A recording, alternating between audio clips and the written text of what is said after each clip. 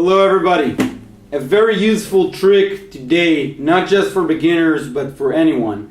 And this is on guitar websites, on all the serious ones at least, and I'm talking especially about Ultimate Guitar, which is usually my website of choice for songs chord sheets.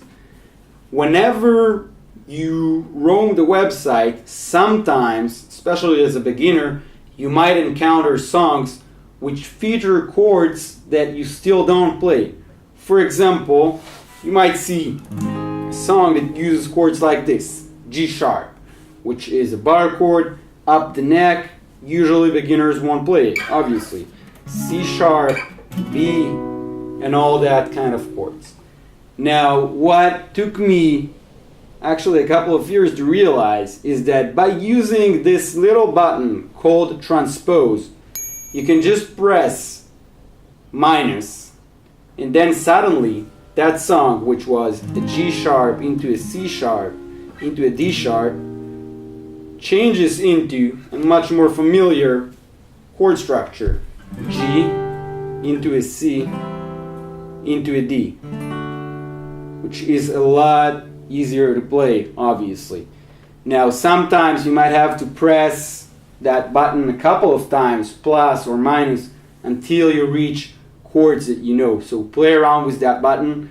It's very cool. It's a very helpful feature that, remember, when we were used to play with chord books just on paper, up until, before the chords on the internet were so common, we didn't have this feature. So, not that I lived too long during that time, so take advantage of that. But one important thing to notice is that sometimes that G sharp is there for a reason, because this is the original key of the song, and it might sound a bit wrong to the ears if you take it out of key. So what you can do in that case, you can just take a capo.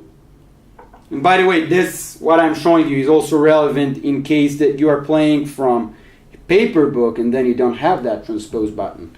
Anyway, so if you take a song that starts on G sharp and you just place a capo on the first fret, so what you get now is the exact same effect of pressing down the transpose button, but it will still maintain the original key.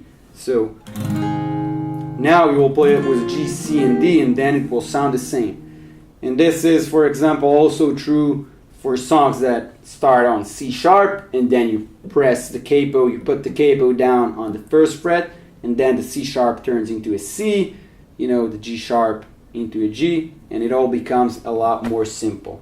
So, but by the way, for example, with some chords it might be different, because if you got a B there, so it might become now a B flat, which is also not an easy chord.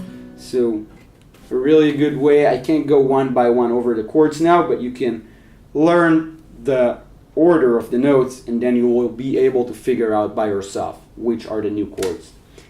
Anyway, have a great time, and I will see you in the next lesson. Goodbye.